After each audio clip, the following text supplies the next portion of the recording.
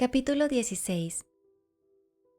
Empezó a caer una lluvia fría, y los faroles desdibujados no lanzaban ya, entre la niebla, más que un resplandor descolorido.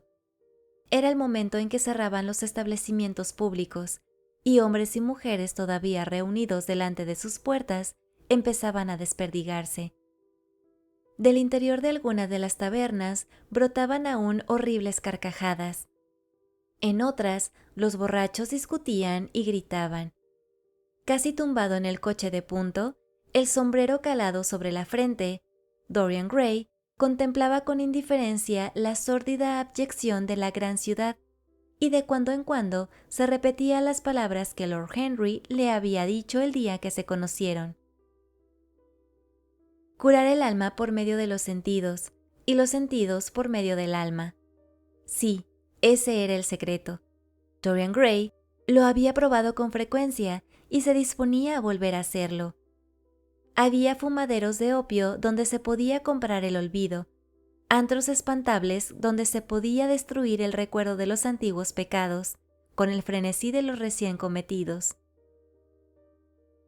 La luna, cerca del horizonte, parecía un cráneo amarillo. De cuando en cuando, una enorme nube deforme extendía un largo brazo y la ocultaba por completo. Los faroles de gas se fueron distanciando, y las calles se hicieron más estrechas y sombrías. En una ocasión el cochero se equivocó de camino y tuvo que volver sobre sus pasos casi 1 kilómetro. El caballo quedaba envuelto en nubes de vapor cuando pisoteaba los charcos. Las ventanas del coche de punto se fueron cubriendo de una película de cieno semejante a franela gris. Curar el alma por medio de los sentidos y los sentidos por medio del alma. ¿Cómo resonaban aquellas palabras en sus oídos? Su alma, desde luego, tenía una enfermedad mortal. ¿Sería verdad que los sentidos podían curarla? Se había derramado sangre inocente. ¿Cómo expiarlo? No, no había expiación posible, pero aunque el perdón fuera imposible, el olvido no lo era, y Dorian Gray estaba decidido a olvidar, a pisotear aquel recuerdo, a aplastarlo como aplastamos a la víbora que nos ha inyectado su ponzoña. Después de todo, ¿qué derecho tenía Basil a hablarle como lo había hecho? ¿Quién le había otorgado la potestad de juzgar a otros? Había dicho cosas espantosas, horribles, insoportables. El coche de punto avanzaba laboriosamente, disminuyendo la velocidad, le parecía a Dorian Gray, con cada paso. Abrió con violencia la trampilla del techo y ordenó al cochero que acelerase la marcha. La terrible ansia del opio comenzaba a devorarlo. Le ardía la garganta y sus delicadas manos se habían contagiado de un temblor nervioso. Sacando un brazo por la ventanilla, golpeó ferozmente al caballo con su bastón. El cochero se echó a reír y también él usó su látigo. Dorian Gray respondió riendo a su vez y el otro guardó silencio. El trayecto parecía interminable y las calles se asemejaban a los negros hilos de una inmensa telaraña. La monotonía se hizo insoportable y al espesarse la niebla, Dorian Gray sintió miedo. Luego pasaron junto a las solitarias fábricas de ladrillos. La niebla era allí menos densa y pudo ver los extraños hornos con forma de botella y sus lenguas de fuego anaranjado que se extendían como abanicos. Un perro ladró cuando pasaban y a lo lejos, en la oscuridad, chilló una gaviota vagabunda. El caballo tropezó en un bache del camino, dio un bandazo y empezó a galopar. Después de algún tiempo dejaron el camino de tierra y volvieron a traquetear por calles mal pavimentadas. La mayoría de las ventanas estaba a oscuras, pero, a veces, sombras fantásticas se dibujaban sobre los estores iluminados por alguna lámpara. Dorian Gray las contemplaba con curiosidad. Se movían como marionetas monstruosas y hacían gestos de criaturas vivas. Sintió que las aborrecía. Tenía el corazón dominado por una rabia sorda. Al torcer una esquina, una mujer les gritó algo desde una puerta abierta, y 2 hombres corrieron tras el coche de punto por espacio de unos 100 metros. El cochero los golpeó con el látigo. Se dice que la pasión hace que se piense en círculos, y ciertamente los labios que Dorian Gray no cesaba de morderse formaban y volvían a formar, en espantosa repetición, las sutiles palabras que se ocupaban del alma y de los sentidos, hasta encontrar en ellas la plena expresión, por así decirlo, de su estado de ánimo, y justificar así, aprobándolas intelectualmente, pasiones que sin esa justificación habría dominado su voluntad. De célula en célula, aquella idea única se apoderaba de su cerebro, y el arrebatado deseo de vivir, el más terrible de los apetitos humanos, redoblaba el vigor de cada nervio y músculo temblorosos. La fealdad que en otro tiempo le había parecido odiosa, porque hacía las cosas reales, le resultaba ahora amable por esa misma razón. La fealdad era la única realidad. La trifulca vulgar, el antro repugnante, la violencia brutal de una vida desordenada, la vileza misma del ladrón y del fuera de la ley, tenían más vida, creaban una impresión de realidad más intensa que todas las elegantes formas del arte, que las sombras soñadoras de la canción. Era lo que necesitaba para alcanzar el olvido. En el espacio de 3 días quedaría libre. De repente, el cochero se detuvo con un movimiento brusco al comienzo de una callejuela en sombras. Sobre los bajos tejados, erizados de chimeneas, se alzaban las negras arboladuras de los barcos. Espirales de niebla blanca se aferraban a las vergas como velas fantasmales. ¿Está en algún sitio por esos alrededores, no es cierto, señor?, preguntó el cochero con voz ronca a través de la trampilla. Dorian, sobresaltado, miró a su alrededor. «Déjeme aquí», respondió, y después de apearse precipitadamente y de entregar el dinero prometido, se alejó a toda prisa en dirección al muelle. Aquí y allá, una linterna brillaba en la proa de algún gigantesco barco mercante. La luz temblaba y se descomponía en los charcos.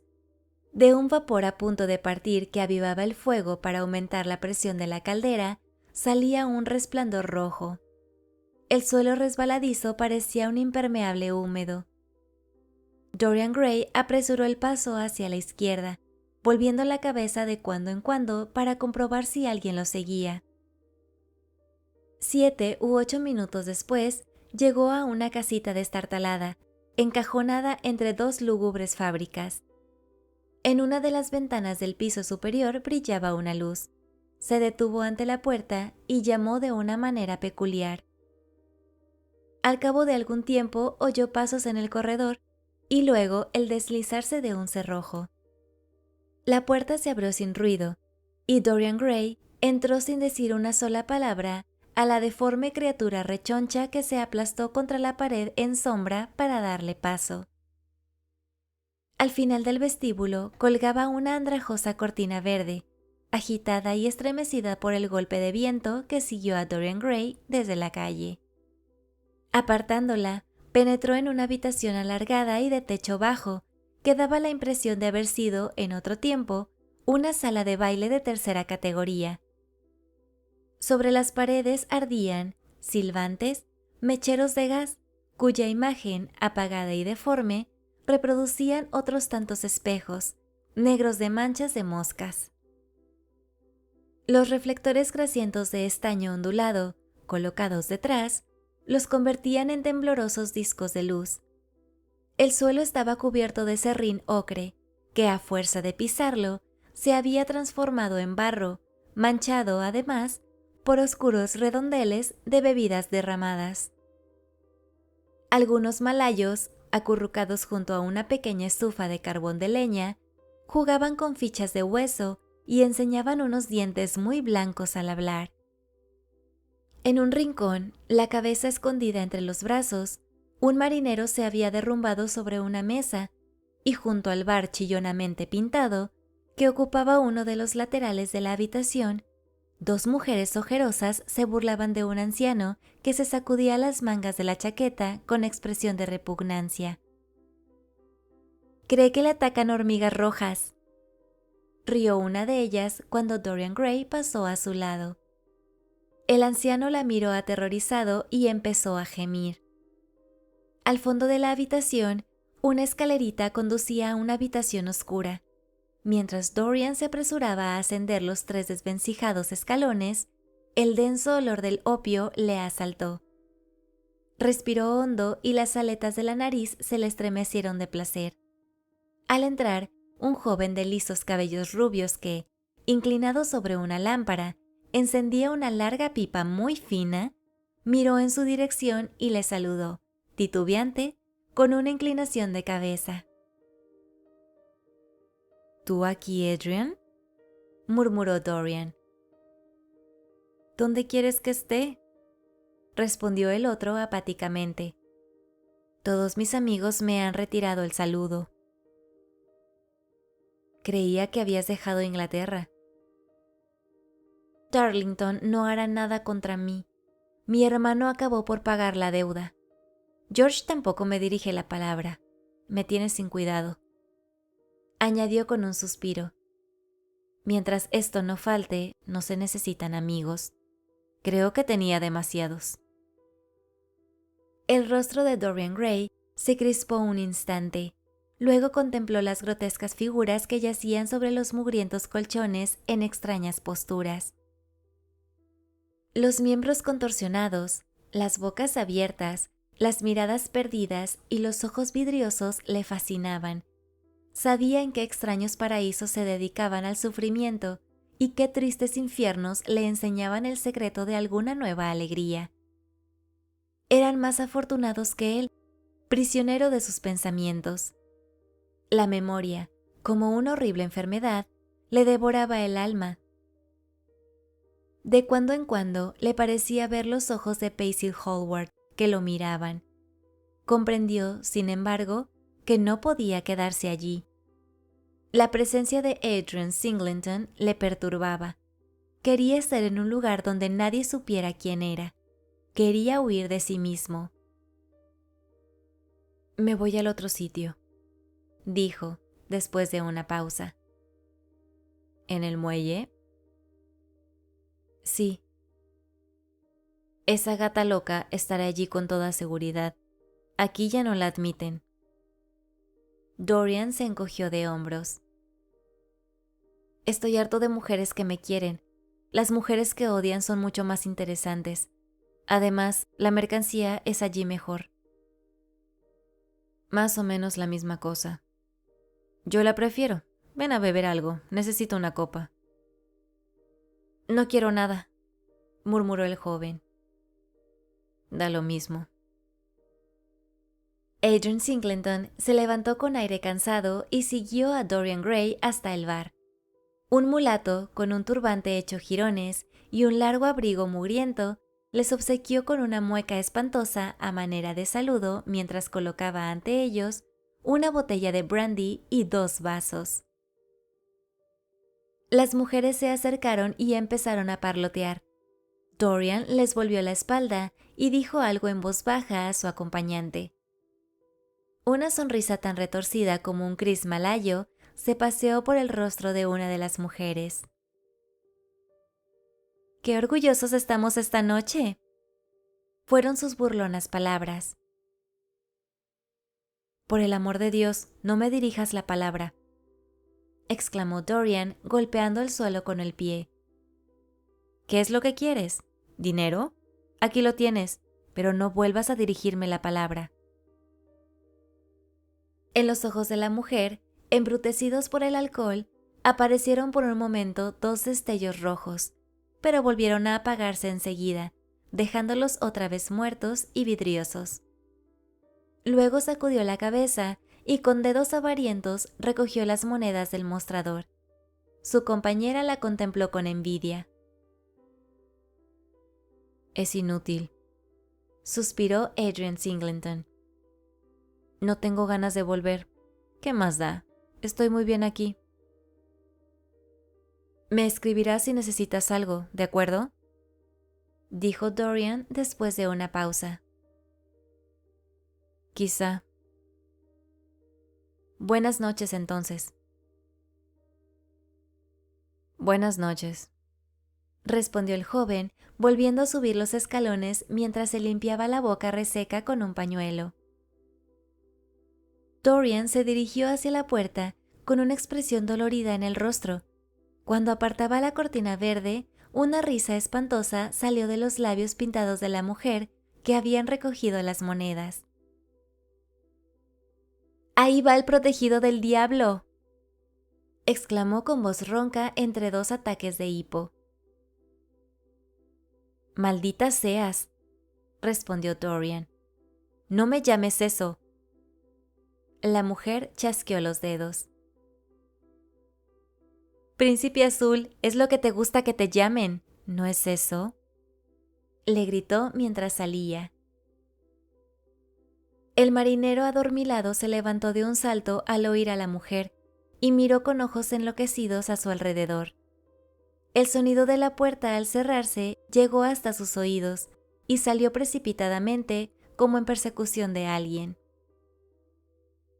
Dorian Gray avanzaba a buen paso por el muelle sin importarle la lluvia. Su encuentro con Adrian Singleton le había emocionado extrañamente y se preguntaba si aquel desastre era responsabilidad suya, tal como Basil Hallward le había dicho de manera tan insultante. Se mordió los labios y por unos instantes sus ojos se llenaron de tristeza. Aunque, después de todo, ¿a él qué más le daba? La vida es demasiado corta para cargar con el peso de los errores ajenos.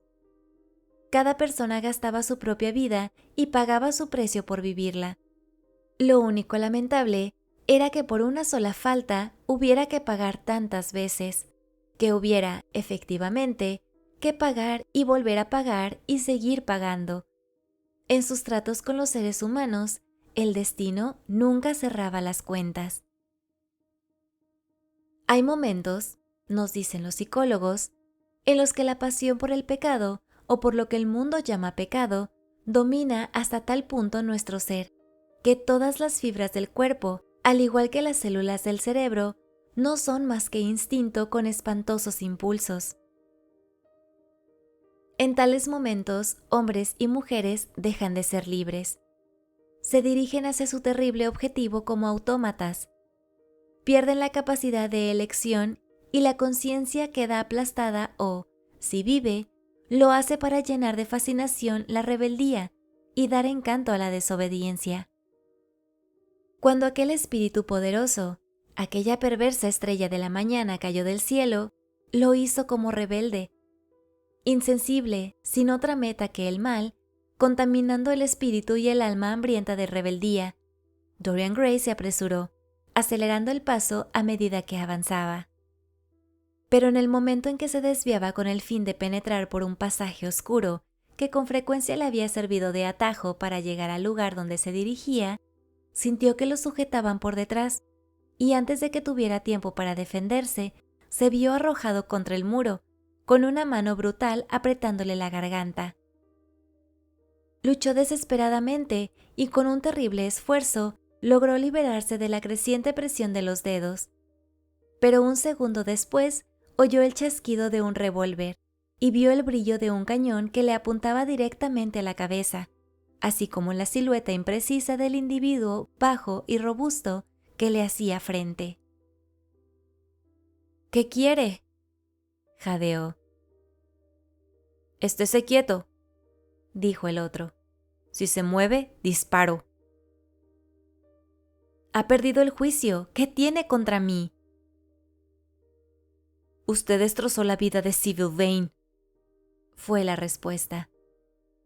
Y Sybil Vane era mi hermana. Se suicidó. Lo sé. Usted es el responsable. Juré matarlo. Llevó años buscándolo. No tenía ninguna pista ni el menor rastro. Las dos personas que podían darme una descripción suya han muerto. Solo sabía el nombre cariñoso que Sybil utilizaba. Hace un momento le he oído por casualidad. Póngase a bien con Dios, porque va a morir esta noche. Dorian Gray se sintió enfermar de miedo. «No sé de qué me habla», tartamudeó. «Nunca he oído ese nombre. Está usted loco».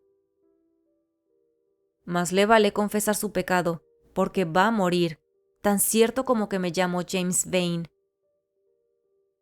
Durante un terrible momento, Dorian no supo qué hacer ni qué decir. «De rodillas», gruñó su agresor. «Le doy 1 minuto para que se arrepienta, nada más. Me embarco para la India, pero antes he de cumplir mi promesa. 1 minuto, eso es todo». Dorian dejó caer los brazos. Paralizado por el terror, no sabía qué hacer. De repente se le pasó por la cabeza una loca esperanza. «Espere», exclamó. «¿Cuánto hace que murió su hermana? Deprisa, dígamelo». 18 años, respondió el marinero. «¿Por qué me lo pregunta? ¿Qué importancia tiene?» 18 años, rió Dorian Gray con acento triunfal en la voz. 18 años. Lléveme bajo la luz y míreme la cara. James Vane vaciló un momento, sin entender de qué se trataba. Luego sujetó a Dorian Gray para sacarlo de los soportales.